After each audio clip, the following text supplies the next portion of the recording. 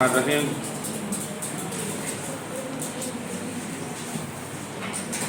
حضرت انس رضی اللہ تعالیٰ عنہ فرماتے ہیں کہ میں نے 10 برس آپ صلی اللہ علیہ وسلم کی خدمت میں گزارے، مگر آپ صلی اللہ علیہ وسلم نے نہ کبھی ڈانٹا، نہ کسی کو مارا، نہ یہ پوچھا کہ تم نے یہ کام کیوں کیا اور یہ کیوں نہ کیا۔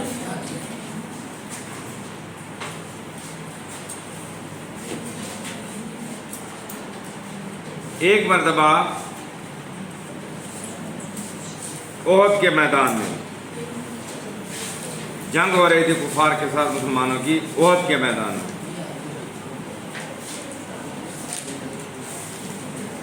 آپ صلی اللہ علیہ وسلم نے صحابہ کرام کو فرمایا کہ آپ ڈیوٹیاں لگاتے ہیں، عام طور پر جنگوں میں ڈیوٹیاں ہوتی ہیں کہ آپ نے یہاں کام کرنا ہے، آپ نے یہاں کرنا ہے، آپ نے یہاں کرنا ہے۔ تو احد کے میدان میں کفار کے ساتھ جنگ ہو رہی ہے، کفار کے ساتھ جنگ ہو رہی ہے۔ اندازہ لگائیں کہ صبر کے پہاڑ تھے، آپ صلی اللہ علیہ وآلہ وسلم صبر کے پہاڑ تھے۔ احد کے میدان میں حضور نبی اکرم صلی اللہ علیہ وسلم، آپ دیکھیں کہ طائف کے میدان میں بھی میں نے آپ کو ایک مثال دے دیا ہے کہ طائف کے میدان میں کیا ہوا، آپ کو لولوان کر دیا گیا، لیکن آپ نے ان کے خلاف مزاحمت بھی نہیں کی، حتیٰ کہ اللہ کا پیغام بھی آ گیا کہ اگر آپ صلی اللہ علیہ وسلم، جبریل امین ہے کہ آپ صلی اللہ علیہ وسلم یا رسول اللہ، اگر آپ حکم دیں تو ان پہاڑوں کو کے اندر ان لوگوں کو پیس دیا جائے، مار دیا جاتا ہے آپ کے وادی کو، لیکن آپ صلی اللہ علیہ وسلم نے فرمایا نہیں۔ اسی طرح احد کے میدان میں کفار مسلمانوں کو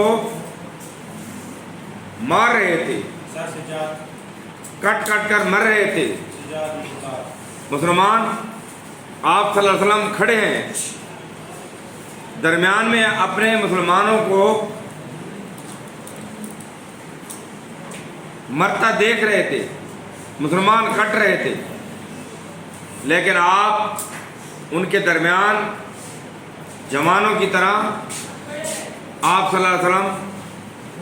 کھڑے ہیں۔ حتیٰ کہ کفار نے حملہ کیا آپ صلی اللہ علیہ وسلم پر، تو آپ کو تلوار بھی لگی، کفار کی تلوار لگی، دندان مبارک شہید ہو گئے، اور نڈھال ہو کے اتنی سخت ضرب لگی کہ نڈھال ہو کر گر پڑے، نڈھال ہو کر گر پڑے۔ صحابہ کرام ارد گرد کفار کے ساتھ لڑ رہے تھے۔ آپ صلی اللہ علیہ وسلم نے جب دیکھا، ایک فتح کا منظر تھا، پہلے جنگ احد میں مکمل طور پر کامیاب تھے مسلمان کافروں پر، لیکن اچانک کفار نے جب دوبارہ حملہ کیا تو وہ فتح جو تھی وہ شکست میں بدلنے لگی، وہ فتح شکست میں بدلنے لگی۔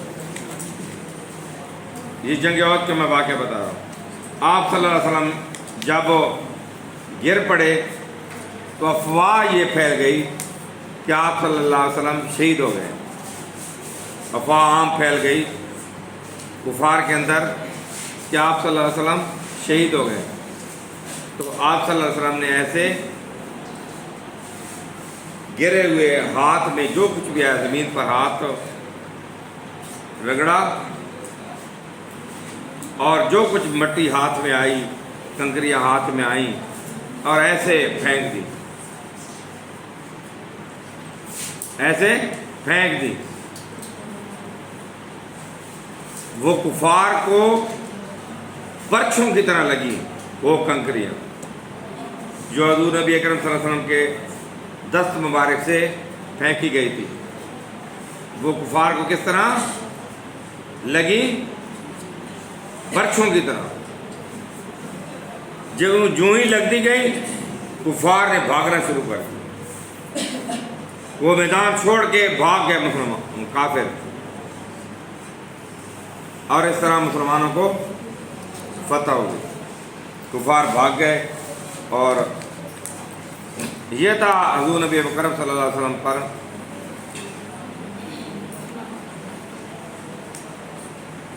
سالہ سال کی ناکامی کی تکلیفوں کے بعد بھی کبھی مایوسی آپ صلی اللہ علیہ وسلم کے دل میں راہ نہ پائی۔ یعنی آپ دیکھیں کہ یہ آخری شکست کے آخری لمحات تھے، اس وقت تک بھی آپ صلی اللہ علیہ وسلم نے شکست تسلیم نہیں کی، اور آخری بار اللہ پر بھروسہ کر کے وہ ہاتھ میں جو کنکریاں آئی وہ پھینک دی۔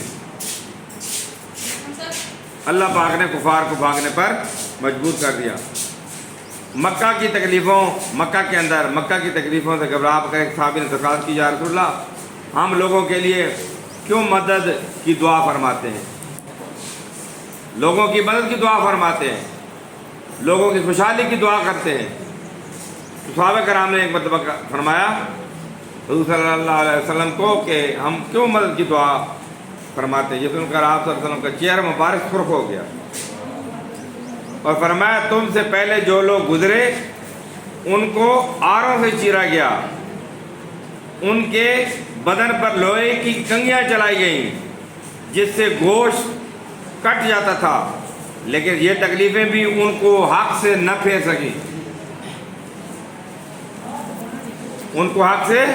نہ پھیر سکیں۔ خدا کی قسم دین اسلام اپنے کمال کے مرتبے پر پہنچ کر رہے گا۔